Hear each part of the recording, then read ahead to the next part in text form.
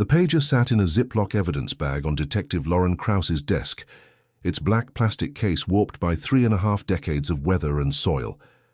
The LCD screen was cracked, but still readable under the right angle of light, each pixel a small miracle of preservation, given where the device had spent most of its existence. Someone had pressed the buttons 35 years ago, spelling out a message one character at a time, the way people did back then when pagers were lifelines and text messages didn't exist yet, when communication required patience and deliberate effort. The message was incomplete, cut off mid-thought in a way that felt violent even now. "He's in my car."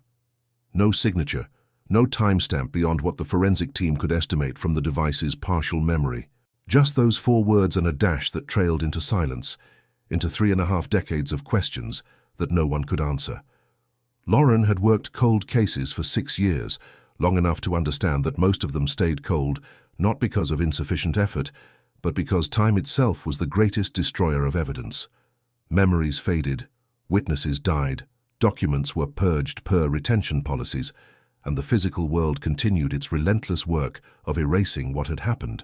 But this one arrived differently, arrived with a tangibility that felt almost confrontational. A construction crew demolishing an old service station on Route 9 had found the pager wedged inside a concrete footer during excavation, sealed away so deliberately that it could only have been hidden on purpose. The device had been protected by the plastic bag and the sealed cavity, locked in place like a message in a bottle, waiting for the right moment to surface. The crew foreman, a man in his 50s who remembered when the disappearance had dominated local news, had the presence of mind to call the county sheriff's office instead of pocketing it as a curiosity. By the time it reached Lauren's desk 3 days later, the original case file had already been pulled from archives, its pages yellowed and fragile, its photographs faded to shades of grey and sepia. Adrian Cole, age 17, missing since October 1987. If you're drawn to cases like this, the ones where a single object can rewrite decades of assumptions, where the past refuses to stay buried no matter how much concrete you pour over it, hit subscribe. We cover stories where time doesn't heal, where one overlooked detail changes everything we thought we understood. And drop a comment. Where are you watching from, and have you ever remembered something years later that suddenly made sense of an old mystery? Some detail that seemed meaningless at the time but turned out to be the key. Adrian Cole lived in Millridge, a township of 11,000 people stretched along the Delaware River in southeastern Pennsylvania. The kind of place where everyone knew which families had been there for generations and which had moved in after the interstate opened in the 70s, changing the town's character from agricultural to suburban almost overnight. Adrian's family fell into the second category. His father, Tom Cole, managed inventory at a furniture warehouse 20 minutes outside town, a job that paid well enough to afford a modest 3-bedroom house on Maple Street, but not well enough to ever feel truly secure. His mother, Rebecca Cole, worked part-time at the township library, shelving books and helping patrons navigate the card catalog system that would become obsolete within a decade.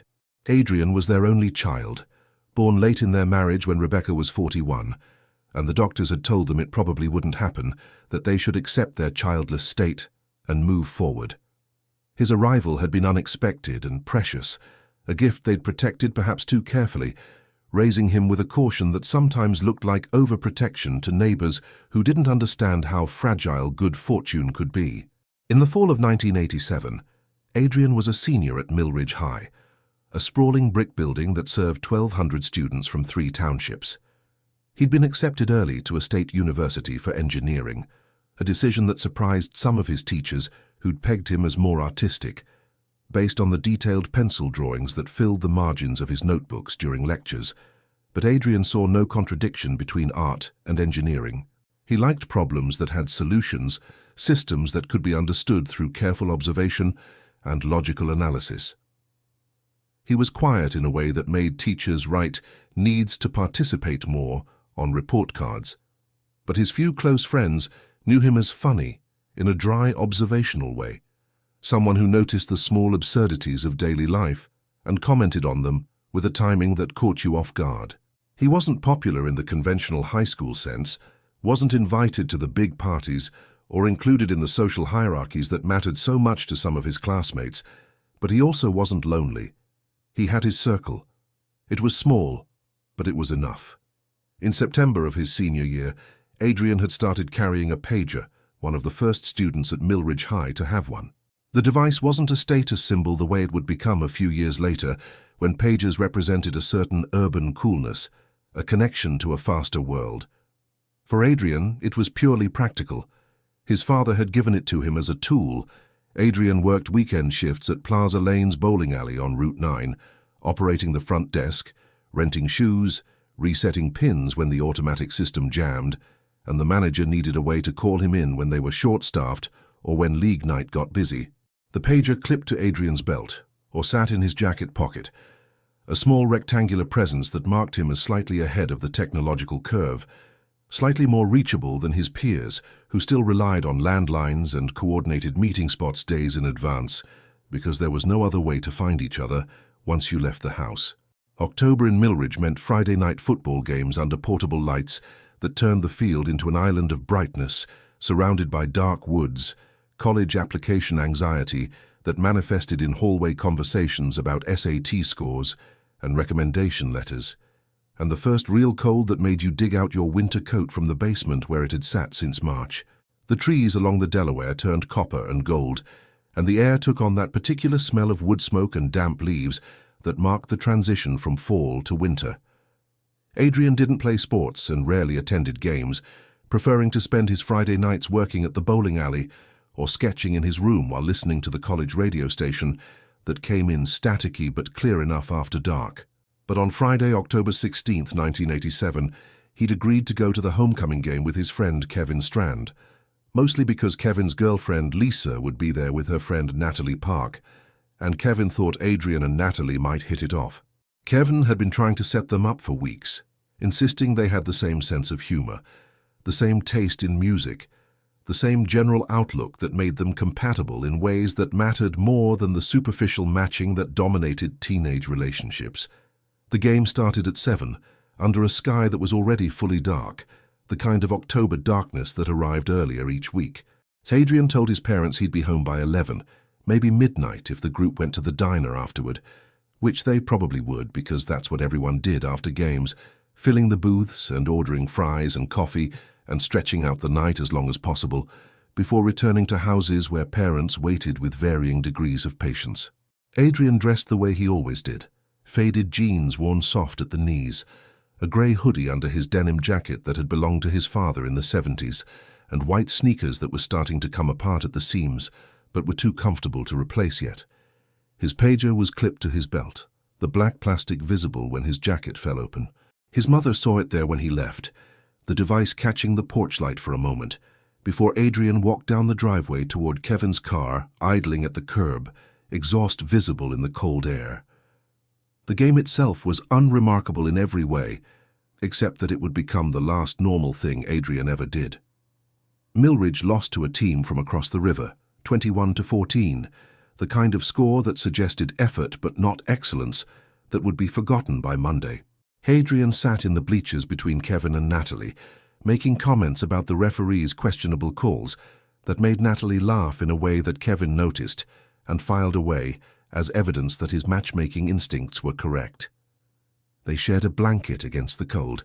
They drank hot chocolate from the concession stand that was more sugar than chocolate. They watched the halftime show where the marching band performed a medley that was almost recognizable. It was completely ordinary.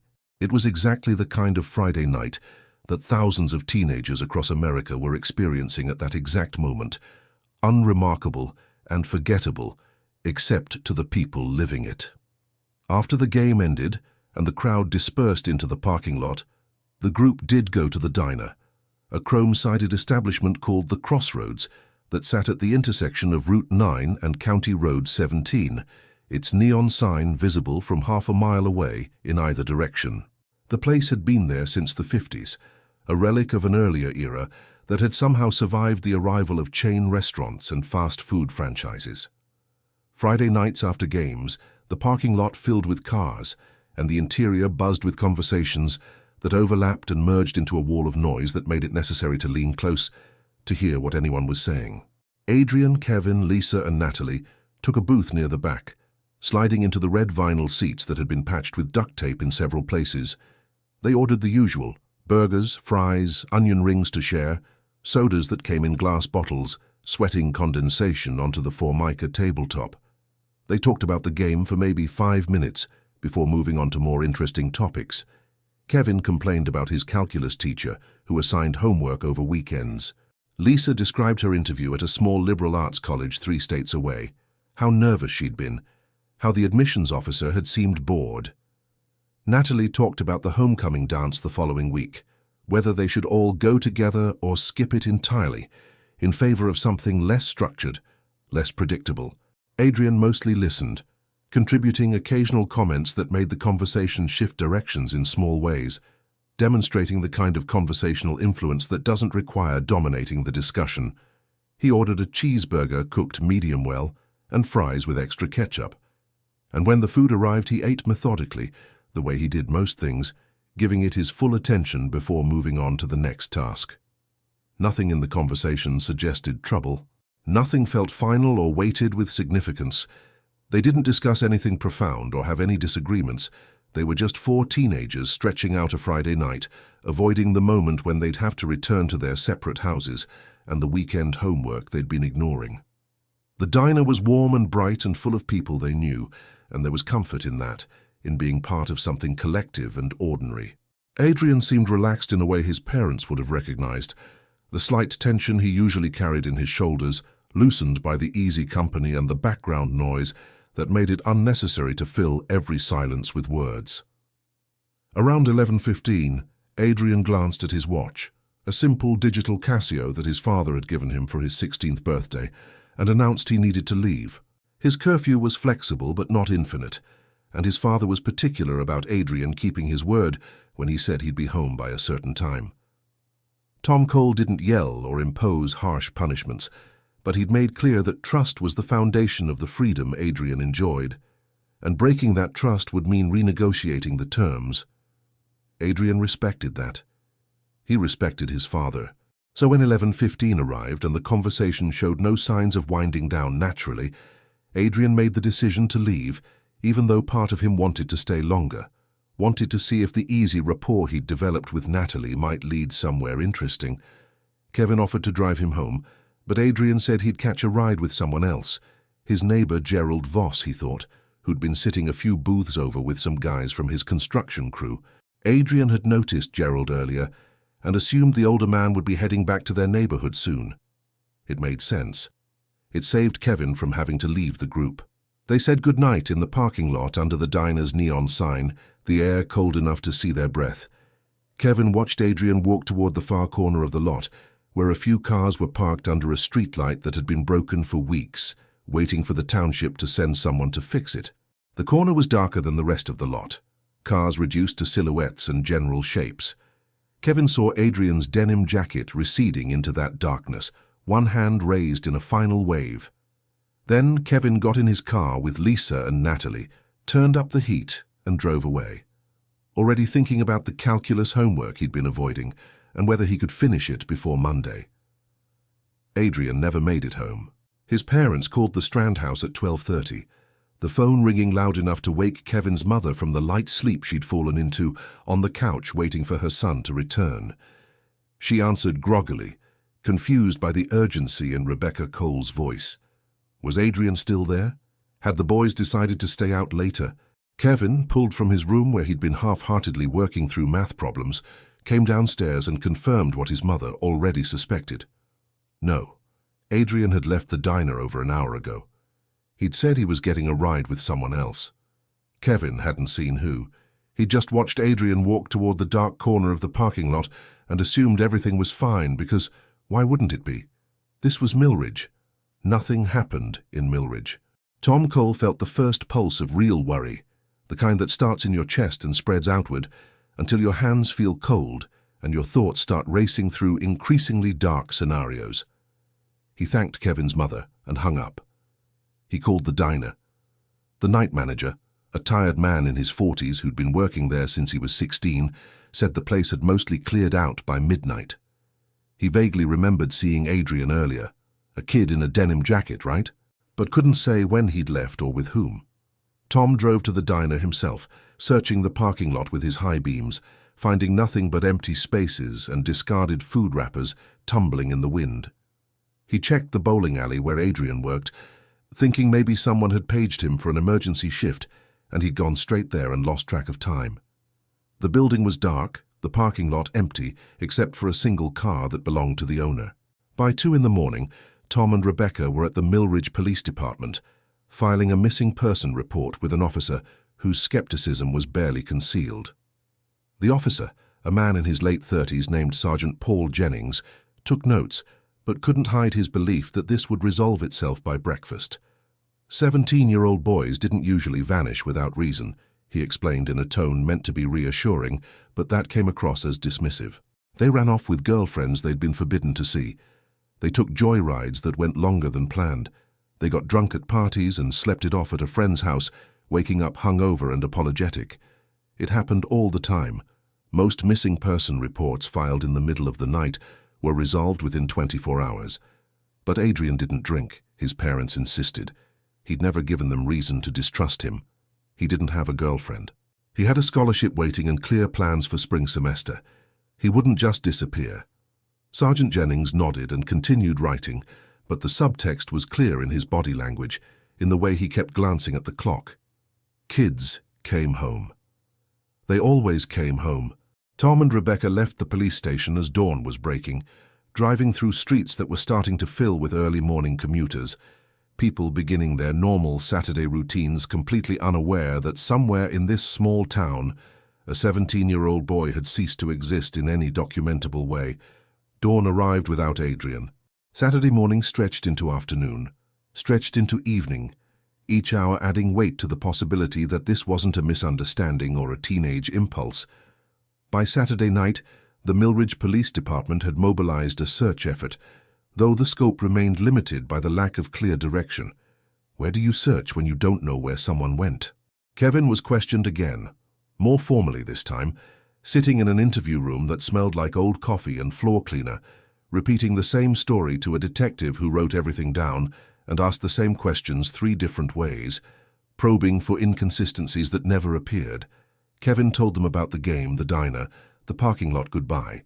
He described Adrian walking toward the dark corner where cars were parked under the broken streetlight. He admitted he hadn't actually seen Adrian get into a vehicle, hadn't seen who picked him up or even confirmed that anyone did. He'd just assumed. It had seemed safe to assume. Natalie Park confirmed Kevin's timeline and added her own observations. Adrian had seemed normal, she said, happy even. They'd gotten along well. She'd been hoping he might ask her to the homecoming dance. When he'd announced he needed to leave, she'd felt disappointed but hadn't sensed anything wrong. He'd just been a responsible kid with a curfew, the kind of person who kept his word. Lisa confirmed the same details.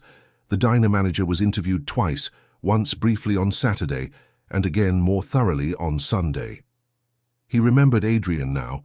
The staff had started piecing together who'd been there Friday night, but couldn't provide any useful information about when Adrian had left or who he'd spoken to in the parking lot.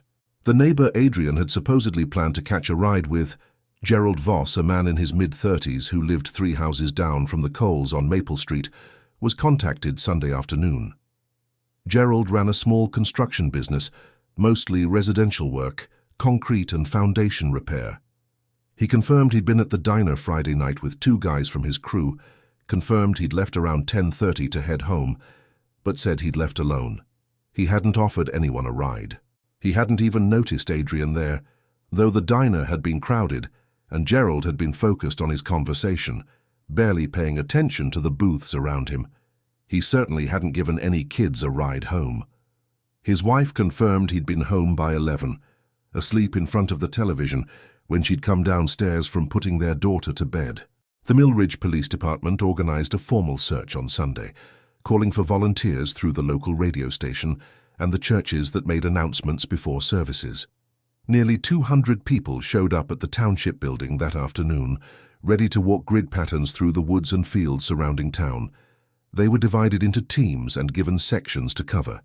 They walked shoulder to shoulder through the dense woods along Route 9 between the diner and the Cole house. They checked the riverbank where teenagers sometimes gathered to drink or smoke away from parental supervision. They searched the old quarry that had been abandoned in the 60s, its water opaque and cold. They walked the abandoned rail line that cut through the east side of town, its tracks overgrown with weeds and small trees. They searched until darkness made it impossible to continue, and they found nothing. No jacket, no wallet, no signs of struggle or disturbance. Adrian had vanished as completely as if he'd never existed. By Monday, when Adrian should have been sitting in his first period English class discussing The Great Gatsby, the case had become the dominant topic of conversation in Millridge.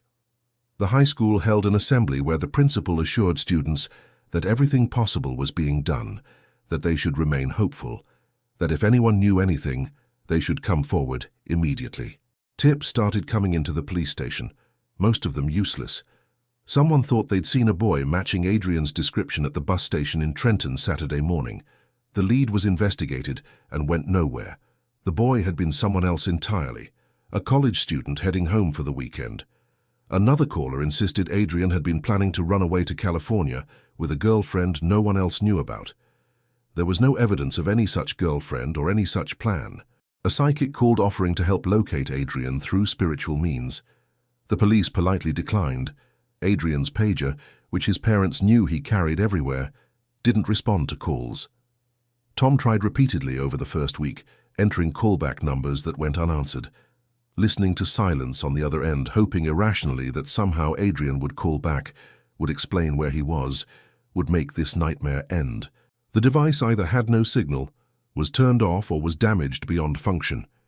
Each failed attempt added another layer of dread to the growing certainty that something terrible had happened, that Adrian hadn't run away, hadn't simply lost track of time, but had encountered something that prevented him from coming home or making contact.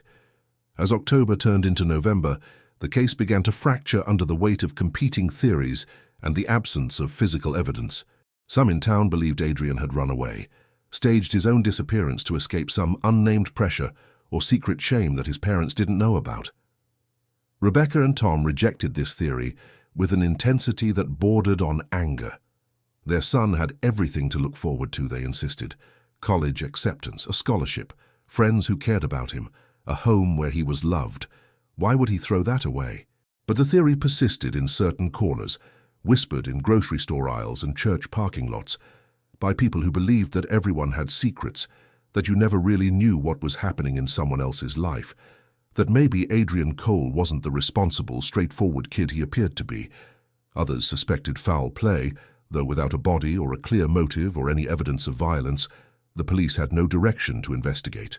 A few people whispered about Kevin Strand, suggesting the parking lot goodbye story was too convenient, too neat, too focused on establishing that Kevin had been the last to see Adrian alive.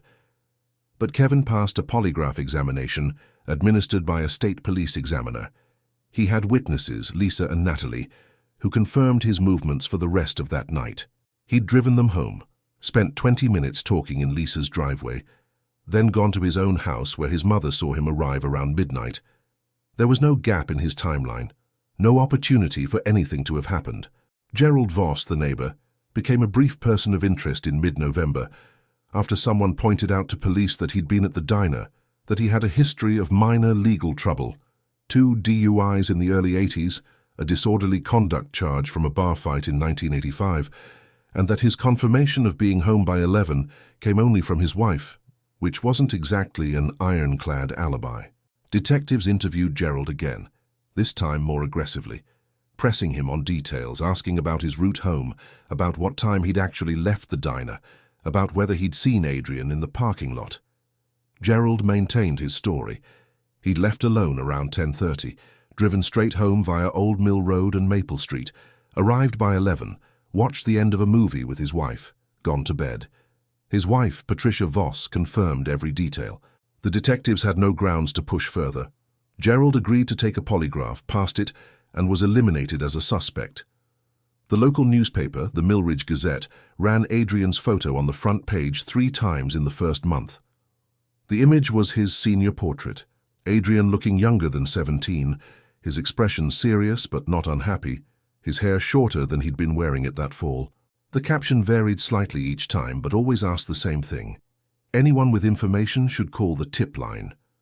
Calls came in steadily for weeks, then tapered off as the case grew cold and other news took precedence. Someone thought they'd seen a boy matching Adrian's description at a bus station in Philadelphia, then at a rest stop in Maryland, then getting into a car in New York City. None of the sightings led anywhere concrete. Another caller insisted Adrian had been planning to join a commune in upstate New York, that he'd talked about dropping out and living off the grid. There was no evidence of any such conversation or interest. By December, the active search had effectively ended. The case remained open, but investigations stopped in any meaningful sense. Adrian's parents hired a private detective, a former Philadelphia police officer named Frank Russo, who specialized in missing persons cases. Russo worked the case for 3 months, re-interviewing witnesses, checking bus station records, examining the diner parking lot for evidence that might have been missed. He found nothing new. His final report, delivered to Tom and Rebecca in March 1988, acknowledged what everyone had come to accept. Without physical evidence or credible witnesses to Adrian's movements after 11:15 on October 16th, the case was at an impasse. Adrian Cole had walked into the dark corner of a parking lot and ceased to exist in any documentable way. The pager, which Rebecca kept calling for months afterward, entering their home phone number over and over, never responded. The calls went into a void that gave nothing back. The pressure of Adrian's absence moved through Millridge like a slow-spreading infection, changing relationships and routines in ways that weren't immediately visible but accumulated over time. Kevin Strand graduated 6 months later, in a ceremony where Adrian's name was read along with the rest of the senior class, an honorary inclusion that made Kevin's chest tighten with guilt he couldn't shake. He moved to Ohio for college and rarely came back to Millridge except for obligatory holiday visits. The parking lot goodbye haunted him. He'd replayed it thousands of times, searching for something he'd missed, some sign that Adrian was in trouble or scared or needed help. There was never anything there, just a normal goodbye between friends who expected to see each other Monday morning. Natalie Park transferred to a private school in Philadelphia for her senior year. She told people it was about better college prospects, but her parents knew it was about escaping the constant reminders. The hallways where Adrian should have been, the classes where his empty desk remained for weeks before a teacher finally removed it. Lisa stayed at Millridge High and graduated, but never spoke about that Friday night again. She'd been interviewed 3 times by police, asked repeatedly if Adrian had seemed upset or distracted or different in any way. He hadn't. That was the truth, but it felt inadequate, felt like she must have missed something obvious that would have prevented whatever happened. The Crossroads Diner became a place Tom and Rebecca Cole could never enter again. They drove past it dozens of times. It sat on a main road unavoidable unless you took long detours, but they never pulled into the parking lot, never walked through the door. The neon sign became a marker of the last known point in their son's timeline, the place where he'd been alive and well and making plans for homecoming the following week. After that point, there was only absence and speculation. The diner's owner, uncomfortable with the association, eventually had the parking lot repaved and the exterior repainted, as if changing the surface might erase what had happened there. It didn't work. The building carried its history regardless of cosmetic improvements. Tom Cole retired early from the warehouse in 1992, unable to focus on inventory spreadsheets and shipping schedules when his mind was constantly circling back to October 16, 1987. He became the public face of Adrian's case, the person who refused to let it fade into the background of forgotten tragedies. Every 6 months, without fail, he would visit the Millridge Police Department and ask Detective Sarah Brenner, who'd taken over the case after the original investigator retired, if there had been any developments. Every year on October 16th, he placed an ad in the Millridge Gazette with Adrian's photo and a plea for information. He maintained a website starting in the early 2000s, a simple page with details about the case, photos of Adrian from childhood through high school, and a contact form that collected messages he read religiously, even though most were spam or unhelpful speculation. Rebecca Cole stopped working at the library in 1989. the routine of shelving books and helping patrons find what they needed becoming impossible when her own search had no satisfactory ending. She withdrew into the house on Maple Street, into the room that had been Adrian's and remained exactly as he'd left it. The posters on the walls, bands he'd liked, a periodic table for chemistry class, a map of the solar system, the engineering textbooks stacked on the desk, borrowed from the library in preparation for college coursework, the unmade bed, the hamper with clothes he'd never worn again. Rebecca would sit in his desk chair for hours, looking at the ordinary objects of his abbreviated life, trying to understand what she'd missed, what she'd failed to protect him from. Neighbors brought casseroles and offers of companionship, but grief this profound created an isolation that kindness couldn't penetrate. The investigation, such as it continued into the 90s and beyond, hit every procedural wall that exists in missing persons cases without bodies. Adrian's bank account, which contained $247 from his bowling alley paychecks, was never accessed. His social security number never appeared in employment records or tax filings. There were no credit card applications, no driver's license renewals, no paper trail whatsoever. In 1988, the FBI briefly reviewed the case under their Missing Persons program, assigning an agent to examine the file for indicators of kidnapping or trafficking across state lines. The agent found nothing that suggested federal jurisdiction. Adrian's disappearance appeared to be local, contained within the boundaries of Millridge or its immediate surroundings.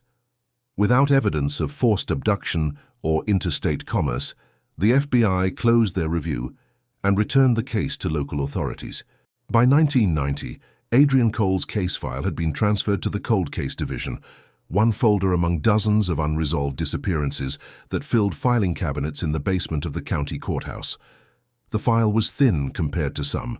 No crime scene photos, no forensic reports, no autopsy results. Just witness statements, search records, and the accumulated documentation of a boy who'd walked away from a diner parking lot and never been seen again. New detectives would occasionally pull the file, usually young officers trying to make their reputation by solving an old mystery.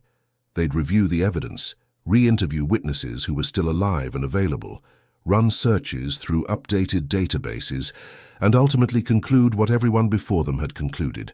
Without physical evidence, the case had nowhere to go. What kept the case from vanishing entirely into bureaucratic obscurity was Tom Cole's relentless refusal to let it go. His persistence bordered on obsession, but never quite crossed the line into instability.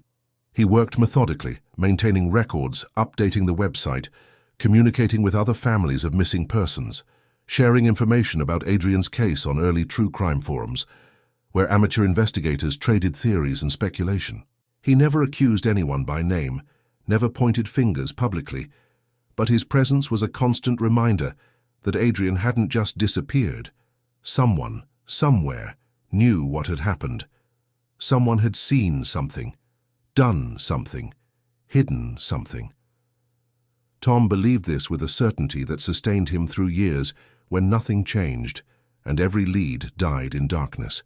Rebecca Cole died in October 2009 from ovarian cancer that had metastasized before symptoms became severe enough to seek treatment. She'd been sick for over a year, but hadn't told anyone beyond Tom until it was too late for anything but palliative care. On her last day, lying in hospice with morphine dulling the pain, she'd asked Tom to promise he'd keep searching. He'd promised. 3 days after her funeral, he scattered her ashes along the Delaware River, at a spot where they used to take Adrian when he was small, before the world became complicated, when their family had seemed complete and permanent. The water carried Rebecca downstream, and Tom stood on the bank until he couldn't see the ash trail anymore, until there was nothing left but the sound of current and the smell of river mud. Tom lived alone after that in the house on Maple Street, Adrian's room still untouched, still preserved exactly as it had been the night of October 16th, 1987. He aged into the kind of older man who carries his grief visibly, like a physical weight that bends the spine and slows the gait. He moved through Millridge as a ghost of his former self, a reminder of what the town preferred to forget. Neighbors acknowledged him with careful nods, uncomfortable with the proximity to unresolved tragedy.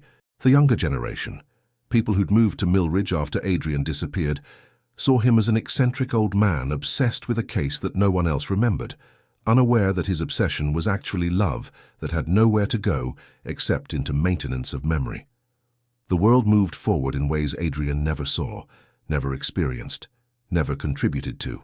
Pagers became obsolete by the late 90s, replaced by cell phones that could send text messages instantaneously, that could track locations, that created permanent digital records of communication. The technology that might have saved Adrian, GPS, cell towers, digital forensics, arrived too late to matter. The Crossroads Diner closed in 2003 after the owner retired, the building sitting empty for 2 years, before being purchased by a transmission shop that gutted the interior and removed the iconic neon sign. The high school was renovated in 2010, the old bleachers where Adrian had sat that Friday night, replaced with modern aluminum structures. The parking lot expanded and repaved. Kevin Strand returned to Millridge in 2015 for his father's funeral, the first time he'd been back in over a decade. He stayed 3 days, long enough for the wake and the service and the burial. On his last afternoon, before driving back to Cleveland, he visited the cemetery where his father had been buried. While there, he walked to the Cole family plot and stood looking at the headstones, Rebecca's with its dates and simple inscription, and beside it a memorial stone for Adrian with no dates of death, just his birth year and the word always. Next to those was a space reserved for Tom, the plot already purchased, waiting. Kevin stood there for 20 minutes, trying to formulate words that would matter, an apology or explanation or acknowledgement. Nothing came. He left without leaving flowers, without saying anything aloud, carrying the same guilt he'd carried for 28 years. Tom Cole died in his sleep in March 2021, age 84. A neighbor found him 3 days later, when mail started accumulating in the box and no one answered repeated knocks. The death certificate listed heart failure as the cause, a diagnosis that was technically accurate but incomplete. Everyone who'd known Tom understood it was more complicated than cardiac arrest. His heart had been failing for 34 years, since the October night when his only son walked into darkness and never returned.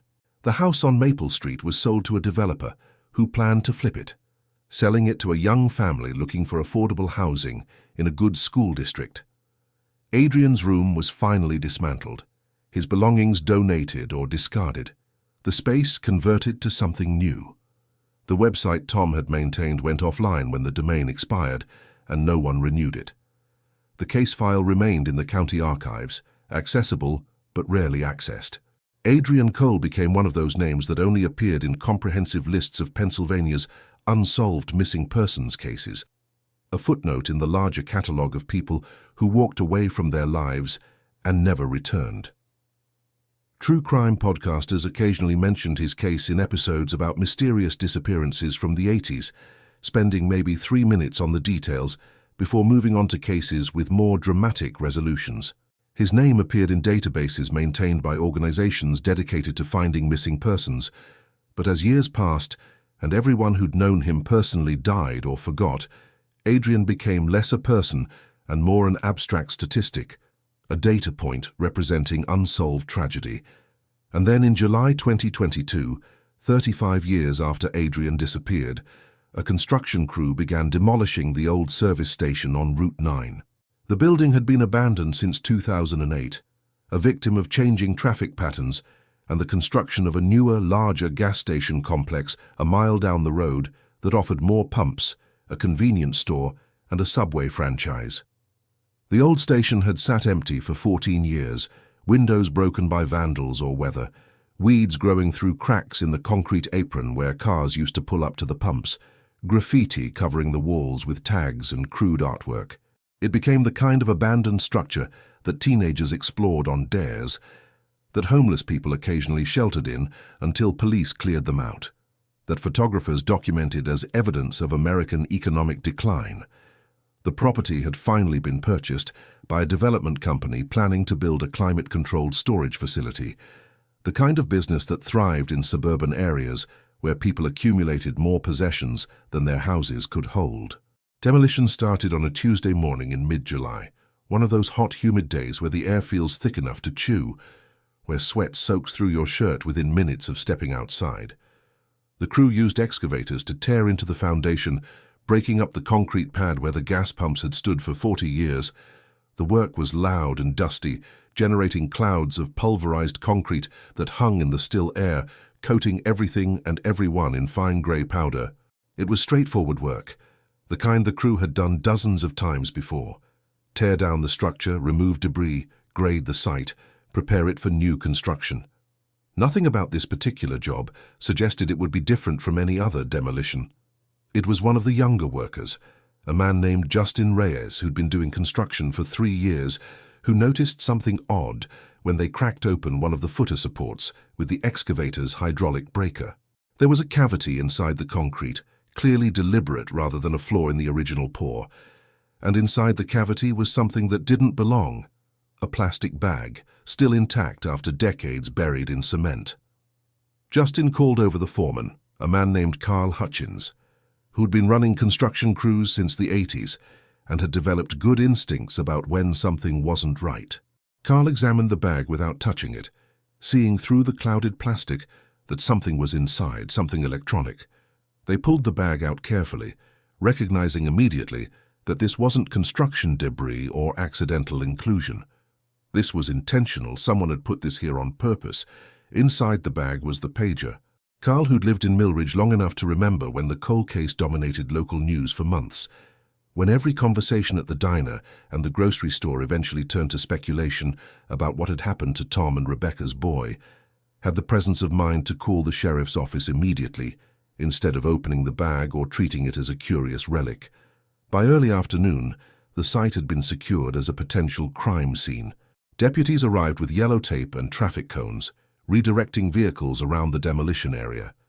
A forensic team from the county arrived with equipment and evidence bags. The pager was logged into evidence with careful documentation of exactly where and how it had been found. The rest of the footer was carefully excavated and searched by hand, workers removing concrete piece by piece, examining every cavity and crack. They found nothing else hidden inside.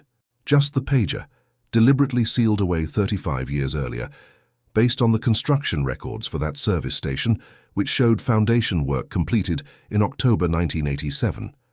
Detective Lauren Krause inherited the case because she'd taken over the county's cold case unit the previous year, a position created as part of a grant-funded initiative to review unsolved crimes using modern forensic techniques. She was 37, had been in law enforcement for 14 years, and had worked her way from patrol to detective through a combination of competence and persistence that her supervisors found reliable, if unspectacular. Cold cases suited her temperament. She liked puzzles that required patience rather than speed, that rewarded thorough research and methodical thinking over dramatic leaps of intuition. She read through the original cold case file first, familiarizing herself with the timeline, the witness statements, the investigative dead ends. The file filled 2 boxes, more material than she'd expected given the lack of physical evidence. Most of it was paper from the initial search and investigation, volunteer lists, search grid maps, interview transcripts, tips that had been called in and investigated and found worthless. Then she examined the pager itself. The device was a Motorola model common in the mid-80s, black plastic casing measuring about 3 inches by 2 inches, with a small LCD screen and a belt clip still attached. Despite being buried in concrete for 35 years, the pager had been protected enough by the plastic bag and the sealed cavity that the electronics remained partially intact. The screen was cracked from pressure or impact, but the display was still visible under the right light, the LCD numbers still holding their shape. More importantly, the last message cued on the device was still readable. "He's in my car." The message was incomplete, cut off mid-thought in a way that suggested interruption rather than deliberate ending. Someone had started typing and either stopped voluntarily or been prevented from finishing. The pager used a basic alphanumeric entry system where you pressed number keys multiple times to cycle through letters, the way early cell phones would work a decade later. Pressing 4 once gave you G, twice gave you H, 3 times I. It was slow, deliberate work that required attention and patience. The message on Adrian's pager had been entered manually, character by someone who had the device in their possession and enough time to compose at least those 4 words. The dash at the end suggested more was intended, that the thought was incomplete. Lauren pulled phone records from 1987, though most had been destroyed years ago per standard retention policies. What remained were fragmentary logs from the pager service provider, partial records that showed Adrian's pager number, and a list of incoming pages for September and early October. The records ended October 10th. Anything after that date was gone, purged from company servers in the mid-90s, when digital storage was expensive and historical data had no perceived value.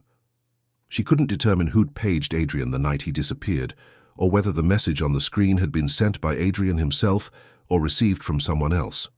She re-interviewed everyone from the original case who was still alive and locatable. Kevin Strand, now 47 and living in Cleveland, flew back to Millridge when Lauren called and explained they'd found Adrian's pager. Kevin sat across from her in an interview room at the county sheriff's office, his face older but still carrying that same expression of guilt she'd read about in the 35-year-old reports. He told her the same story he'd told the original investigators. The game, the diner, the parking lot goodbye. He didn't know anything about the pager beyond knowing Adrian carried one. He'd never seen Adrian use it that night, never heard it beep or seen him check it. He hadn't known it was missing because he hadn't known what happened to Adrian. Natalie Park, who'd been Lisa's friend that night, was harder to track down. She'd moved to Oregon in 1992, married a man named David Chen in 1998, divorced him in 2003, remarried someone named William Foster in 2007. She was living in Portland now, working as a nurse practitioner. When Lauren finally reached her by phone, Natalie said she remembered the night clearly, but didn't know anything about a pager message. She hadn't been close enough to Adrian to notice details like whether he'd checked his pager during dinner or seemed distracted by incoming messages. She'd felt terrible when he disappeared, had spent months wondering if there was something she could have done differently, some way she could have prevented whatever happened. But she didn't have answers. None of them did.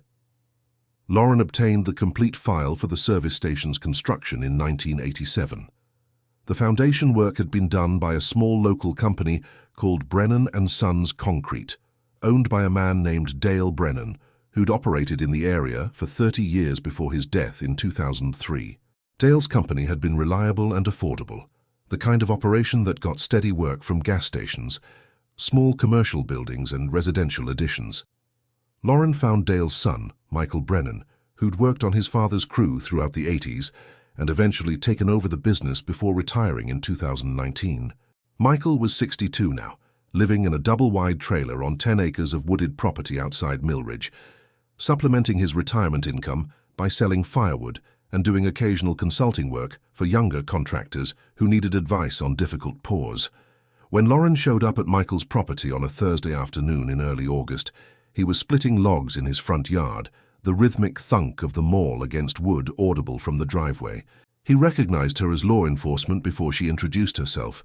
Something about the way cops carried themselves, he said later, the posture and the careful way they approached. He set down the maul and invited her inside, offering coffee that was too strong and too hot but drinkable. They sat at his kitchen table with the AC unit rattling in the window, and Lauren explained why she was there. The service station demolition, the pager in the footer, Adrian Cole's name, which made Michael's expression shift from polite interest to something more complicated. Michael remembered the service station job clearly. It had been a rush project, completed in 3 weeks that October 1987. He remembered October specifically because his father had pushed them to finish before the first hard freeze, which usually arrived early November. They'd had to work some long days and a few Saturdays to meet the deadline, but the money was good, and Dale Brennan believed in delivering on time. Michael had been 22 then, fresh out of a failed attempt at community college, working for his father because it was the only job that would tolerate his hangovers and general directionlessness. He'd been strong and young enough not to mind the physical labor, the hauling and mixing and smoothing that comprised concrete work. The crew had been small, Michael, his father, and 2 other men they hired on a per-job basis. One of those men was Gerald Voss. The name made Lauren lean forward slightly, her pen hovering over her notebook. Gerald Voss. the neighbor who'd been at the diner that night, the one Adrian had supposedly planned to catch a ride with, except Gerald said he'd left alone and gone straight home. Gerald, who'd been a person of interest briefly in November 1987 before his alibi cleared him, and the investigation moved on. Gerald, who'd worked construction before getting his contractor's license in the 90s and running his own small operation until it collapsed under debt and poor management. Michael nodded when Lauren pressed for details. Gerald had worked for Brennan & Sons on and off for about 2 years, from late 1985 through early 1988. He was capable when he was sober, Michael said carefully, but he drank too much and showed up late or not at all with enough frequency that Dale had finally fired him in February 1988 for missing 3 consecutive days without calling. Michael remembered the firing because Gerald had shown up drunk the following week to argue about it, demanding his job back, and Dale had threatened to call the police if Gerald didn't leave the site immediately. After that, Gerald had bounced between construction jobs, burning bridges with most contractors in the area before eventually starting his own business that struggled from the beginning. Lauren asked if Michael remembered anything unusual about the service station job, anything that stood out 35 years later. Michael thought about it for a long time, staring into his coffee cup, his weathered hands wrapped around the ceramic for warmth despite the summer heat outside. He said there was one thing, though at the time it hadn't seemed significant. On a Friday evening, probably the 3rd week of October, maybe the 16th or 17th, Gerald had shown up to the site after hours. Michael had driven back to the site around 9 or 9:30 to grab tools he'd forgotten, measuring equipment he needed for a residential job the next morning. When he pulled into the lot, he saw Gerald's truck parked near the foundation area, distinctive because of a dent in the passenger door from an accident Gerald had been in that summer. Michael had walked over, curious why Gerald was there so late. He found Gerald kneeling by one of the footer forms they'd be pouring the following week, doing something Michael couldn't quite see in the dim light from the distant street lamp. Gerald had a flashlight, and he seemed to be placing something inside the form, adjusting it carefully. When Gerald heard Michael approaching, he'd stood up quickly, his movements a little unsteady in the way that suggested he'd been drinking. He said he was checking his work, making sure the forms were secure and properly aligned, that he'd noticed something earlier that day that bothered him and wanted to fix it before the pour. It seemed reasonable enough. Gerald was detail-oriented when he was working, perfectionist even. Michael had collected his tools and left, thinking nothing more about it, until now. Until Lauren sat across from him, explaining that a pager belonging to a missing teenager had been found sealed inside one of those footers, hidden deliberately in a cavity that would be filled with concrete within days of Adrian Cole's disappearance. Lauren asked Michael to recall everything he could about that evening, about Gerald's demeanor, his appearance, whether he seemed nervous or upset. Michael concentrated, pulling details from 3.5 decades ago. Gerald had been wearing work clothes, jeans and a t-shirt, covered in concrete dust. His hands had been dirty, Michael remembered that clearly. He'd seemed slightly agitated, but not panicked, the way someone gets when they're fixing a mistake they made earlier. His speech had been a little slurred, suggesting alcohol but not severe intoxication. He'd been alone. His truck was the only vehicle at the site besides Michael's. The whole encounter had lasted maybe 5 minutes before Michael drove away. Lauren thanked Michael for his time and left with a timeline that was starting to form a pattern. October 16th. Adrian disappears from the diner parking lot around 11:15. That same night or early the next morning, Gerald Voss shows up at a construction site where he works, placing something inside a concrete footer that will be poured within the week. The pager is sealed away, hidden so completely it takes 35 years and a demolition crew to find it. She pulled Gerald Voss's complete history, combing through decades of records. He was 76 now, still living in Millridge, though he'd moved from the house near the Coles in 1995 after his wife Patricia left him, taking their daughter to Maryland and filing for divorce that cited Gerald's drinking and financial irresponsibility as grounds. His contractor business had failed in 2001, defaulting on loans and leaving several customers with unfinished work and no recourse. He'd had multiple run-ins with law enforcement over the years, 3 DUIs total by 2005, a disorderly conduct charge from a bar fight in 2007, a lien filed against him for unpaid property taxes in 2010, a citation for public intoxication in 2012. Nothing violent beyond the bar fight, which had been mutual combat rather than assault. Nothing that would have flagged him as dangerous or predatory.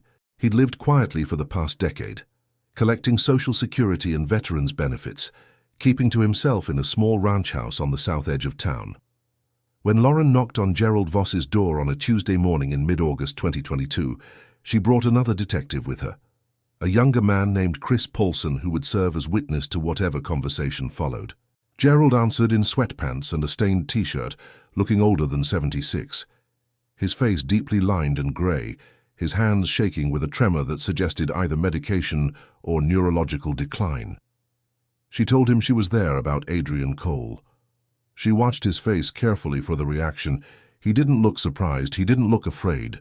He looked exhausted, the way someone looks when they've been carrying something heavy for too long, and finally someone offers to help with the weight. He invited them in without hesitation. The house smelled like cigarette smoke layered over years of fried food and neglect. Newspapers were stacked in corners. Dishes filled the sink. The living room contained a recliner facing a television, both showing signs of constant use. Gerald sat in his chair with the automatic footrest raising his legs, a position that looked permanent, like he spent most of his days exactly there. Lauren and Chris sat on a couch with sagging cushions. She asked him if he remembered the night Adrian disappeared. He said he did, his voice rough from decades of smoking. She asked him to tell her again what happened. He repeated the same story he'd told 35 years ago, the words coming automatically like a script he'd memorized. He'd been at the diner with guys from his crew. He'd left alone around 10:30. He'd driven straight home. His wife had confirmed his arrival time. Then Lauren told him about the pager. She described in detail how it had been found, sealed inside the footer of the service station foundation, a site where Gerald had worked in October 1987. She described the message still visible on the screen. "He's in my car." She mentioned Michael Brennan's statement about seeing Gerald at the construction site late that Friday night, alone, placing something inside the concrete forms. She laid out the timeline piece by piece, not as an accusation but as a reconstruction, showing Gerald that the architecture of his lie had finally collapsed under the weight of physical evidence. Gerald was quiet for a long time after she finished. The television was on with the volume muted, showing a morning talk show where people laughed silently. Outside, a garbage truck made its way down the street, its hydraulic compactor grinding and whining. Finally, Gerald asked if he needed a lawyer. Lauren said that was his right, that she couldn't and wouldn't try to talk him out of legal representation. But she also said that 35 years was a long time to carry something alone, that sometimes the only relief came from finally setting down the burden, that Tom Cole had died not knowing what happened to his son, and maybe Gerald was the only person who could give that family peace, even if they weren't alive to receive it. Gerald started talking. He spoke slowly, pausing frequently, his hands shaking worse as he went on. He said he'd been at the diner that night. That much was true. He'd been with two guys from the crew drinking beer even though he was supposed to be cutting back. Not drunk, he insisted, but buzzed enough that he should have known better than to drive. He'd left around 10:30, taking the back roads toward home because he wanted to avoid Route 9, where state police sometimes ran checkpoints on Friday nights. He'd been on Old Mill Road, a winding two-lane that cut through woods and farmland, when he saw someone walking along the shoulder. It was dark and cold, and the kid was alone, walking in the direction of the neighborhoods where Gerald lived. Gerald had recognized the jacket, denim with some kind of band patch on the back, and thought it might be one of the kids from his street, though he couldn't see the face clearly in the dark. He'd pulled over and offered a ride. The kid, Adrian, though Gerald didn't know his name then, just recognized him vaguely as someone from the neighborhood, had hesitated, but then accepted. It was cold enough that walking seemed worse than getting in a car with someone you semi-recognized. They'd driven for maybe 3 minutes, making small talk the way strangers do. Gerald asked where the kid was coming from. Adrian said a football game and the diner. Gerald asked where he was heading. Adrian said Maple Street, which was 2 streets over from where Gerald lived. It should have been a simple 5-minute drive. Then Gerald's pager went off. He carried one for his construction business, in case clients needed to reach him about emergency repairs. He glanced down at it, reading the number displayed, and when he looked back up, he drifted across the center line. An oncoming truck blared its horn, the sound shocking in the quiet night. Gerald overcorrected hard, jerking the wheel to the right with too much force. The car went off the road, hitting the embankment at an angle. It wasn't a dramatic crash. They'd been going maybe 40 miles an hour, but Gerald's head hit the steering wheel hard enough to stun him, and Adrian, who hadn't been wearing his seatbelt, was thrown against the dashboard and then back against the seat with enough force to cause serious damage. When Gerald's vision cleared, maybe 10 or 15 seconds later, Adrian wasn't moving. His head was tilted at an unnatural angle. His eyes were half open, but not focused on anything. His breathing was shallow and irregular. Gerald reached over, shaking Adrian's shoulder, saying something like, "Hey, you okay? Can you hear me?" There was no response, no indication that Adrian was conscious or aware. Gerald didn't know first aid beyond the basics. He didn't know CPR. He knew he'd been drinking.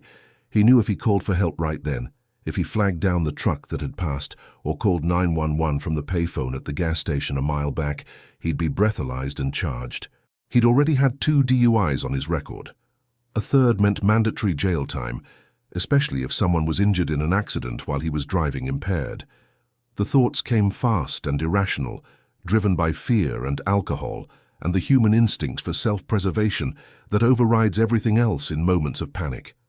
Gerald lifted Adrian into the back seat, telling himself the kid just needed a minute to recover, that he'd wake up soon and they could figure out what to do. He drove to the service station site where his crew had been working, where he had keys to the equipment shed. It was after 11 on a Friday night. The site was completely deserted. He carried Adrian inside the shed and laid him on the concrete floor, still trying to decide whether to call an ambulance or wait to see if Adrian regained consciousness. At some point, Gerald couldn't say exactly when, his sense of time had become distorted by panic and alcohol, he realized Adrian wasn't breathing anymore. The shallow, irregular breaths had stopped. Gerald tried shaking him again, tried putting his ear to Adrian's chest to hear a heartbeat, tried everything he could think of, but it was clear Adrian was dead. The impact had caused internal injuries that required immediate emergency care to survive. Without it, Adrian had died within maybe 20 or 30 minutes of the crash. Gerald had killed him, not intentionally, not maliciously, but the result was the same. A 17-year-old kid was dead in an equipment shed because Gerald Voss had been too scared and too selfish to call for help when there might still have been time to save him. What followed was a night of frantic, desperate decision-making that Gerald knew even then was wrong, but couldn't see any alternative to. He couldn't take Adrian to a hospital now and explain the delay. He couldn't take the body back to the roadside without implicating himself. The only option that made any sense in the moment, and Gerald admitted it made no sense whatsoever in hindsight, was to hide everything and hope it never came back to him. He found a shovel in the shed, walked into the woods behind the service station maybe 200 feet, and spent 2 hours digging a shallow grave in soil that was already starting to freeze. He buried Adrian there, covering the grave with leaves and deadfall and broken branches, trying to make it look like undisturbed forest floor. He went home, arriving around 3 in the morning. He told Patricia he'd been out driving to clear his head after the diner, that he'd needed to think about some things. She'd been asleep and didn't question it. When police came asking about Adrian a few days later, Gerald had lied smoothly, repeating the story he'd constructed. He'd left the diner alone, driven straight home, arrived by 11. Patricia confirmed it because she had no reason not to believe him. He passed the polygraph because he'd convinced himself on some level that he wasn't responsible, that it had been an accident, that Adrian would have died anyway, even if Gerald had called for help immediately. But Adrian's pager had been a problem. Gerald found it in the front seat of his car the next morning, clipped to a piece of fabric that must have torn from Adrian's jacket during the impact. The device represented the one physical link between Adrian and Gerald's car, the one piece of evidence that could trace Adrian's movements after he left the diner. Gerald knew pagers could be tracked through their numbers. New incoming calls created records that might eventually lead investigators to question who Adrian had gotten a ride with. He'd thought about throwing the pager in the Delaware River, but rivers give things back sometimes, bodies and evidence washing up downstream weeks or months later. He'd thought about smashing it into pieces and scattering them, but fragments could still be found and identified. Then he remembered the service station job, the footer forms they'd be pouring that upcoming week. He went back to the site late Friday night, the night Michael Brennan had seen him, opened one of the forms, created a small cavity with a piece of scrap wood, and sealed the pager inside a plastic bag he'd placed in that cavity. The next week, his crew poured the concrete. The pager was locked in place, buried under tons of hardened cement, hidden so completely Gerald thought it would never surface. Except it had.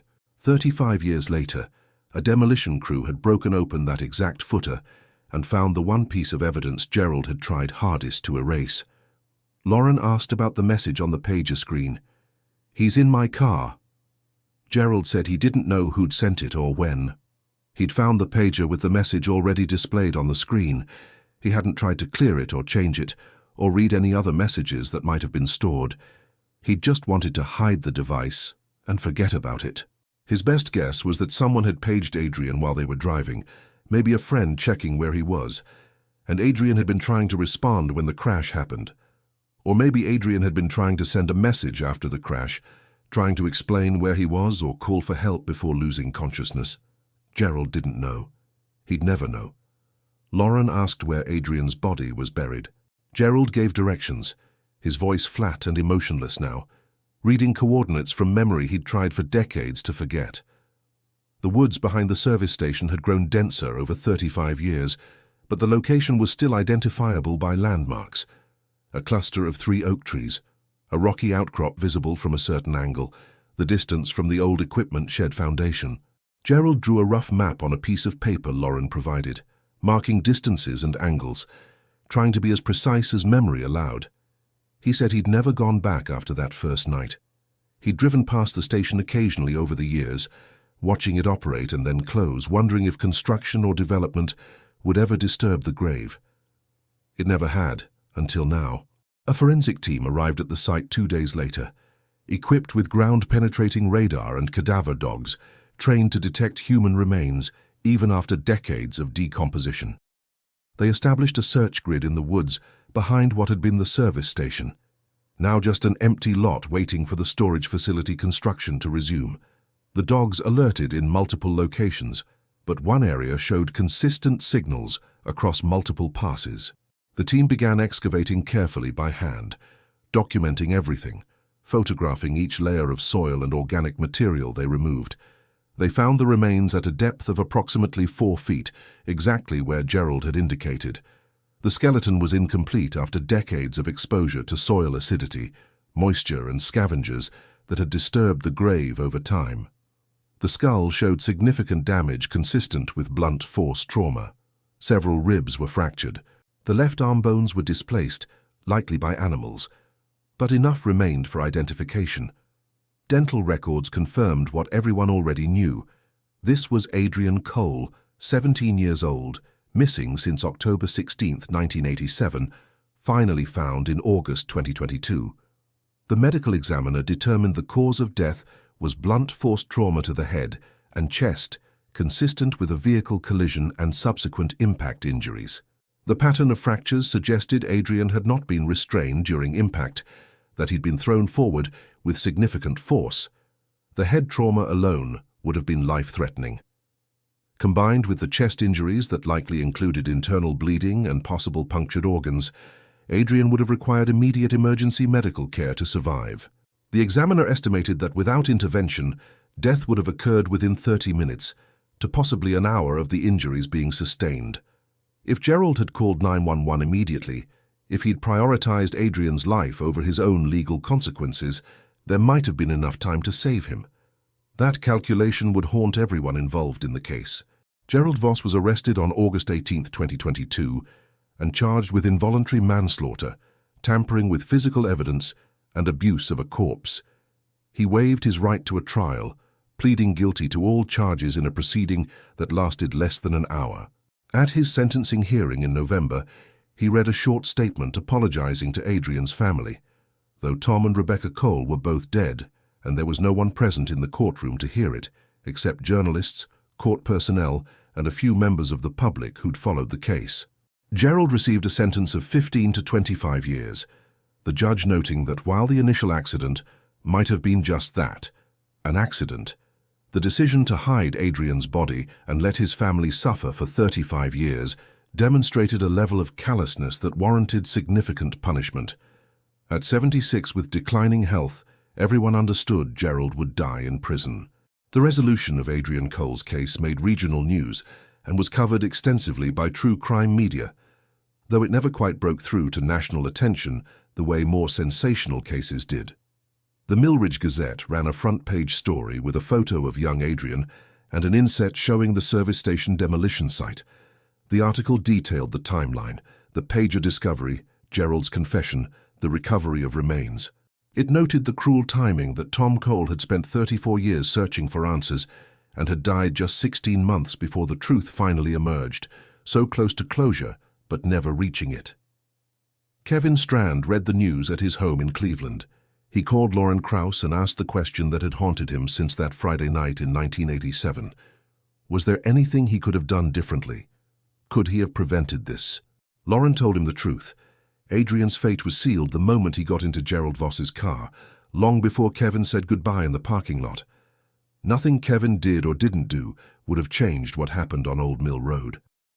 Kevin thanked her for saying so, but they both knew guilt doesn't respond to logic, that he'd carry this the rest of his life regardless. Adrian's remains were cremated and buried next to his mother in the Cole family plot. A small funeral was held in September, attended by a few dozen people who'd known him or remembered the case, or simply felt compelled to bear witness. The memorial stone that had stood incomplete for 35 years was finally inscribed with full dates, 1970, 1987. Kevin attended, standing at the grave after everyone else left, looking at Adrian's name carved in granite, trying to reconcile the 17-year-old he'd known with the skeleton that had lain in those woods for most of Kevin's adult life. The pager itself remained in the evidence locker, catalogued as Exhibit A1 in case number 87M0421. Occasionally someone, a new detective, a journalist writing a retrospective piece, a researcher compiling data on missing persons cases, would request to see it. They'd examine the cracked screen, the incomplete message, the device that had once been Adrian's link to the world and had become his only voice after death. The message, "He's in my car," was never fully explained. Forensic examination couldn't determine definitively when it had been composed or by whom. The most probable explanation, according to the final investigative report, was that Adrian had been attempting to send a message after the crash, trying to document his location or situation before losing consciousness. The incomplete nature suggested he'd been interrupted by injury or diminishing awareness. The pronoun he implied Adrian was distinguishing himself from the driver, from whoever had control of the vehicle. It was both a location marker and potentially a warning, a final attempt to leave information about what was happening to him. Lauren Krause closed the case file in January 2023, after Gerald's conviction was finalized.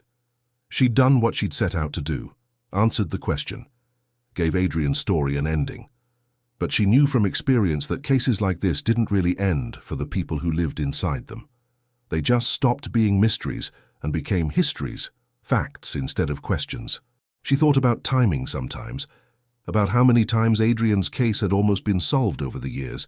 If the service station had been demolished in 1995 instead of 2022, Tom Cole would have had answers. If Michael Brennan had questioned Gerald more closely that night in October 1987, if he'd looked more carefully at what Gerald was doing, the pager might have been found immediately. If Gerald had made a different choice in those critical minutes after the crash, if fear and self-preservation hadn't overwhelmed everything else, Adrian might have survived. The accumulation of small moments and decisions that led to 35 years of silence felt almost unbearable when you really considered it. The case officially closed in March 2023. Adrian's name was removed from missing persons databases and added to lists of the deceased. The incomplete message he'd tried to send, "He's in my car," remains his last known words, preserved through decades of concrete and silence, finally reaching people who could read them but couldn't save him. It told the truth eventually, which was the only thing Adrian had left to give. And in the end, the truth broke the silence, though it came 35 years too late for the people who needed it most.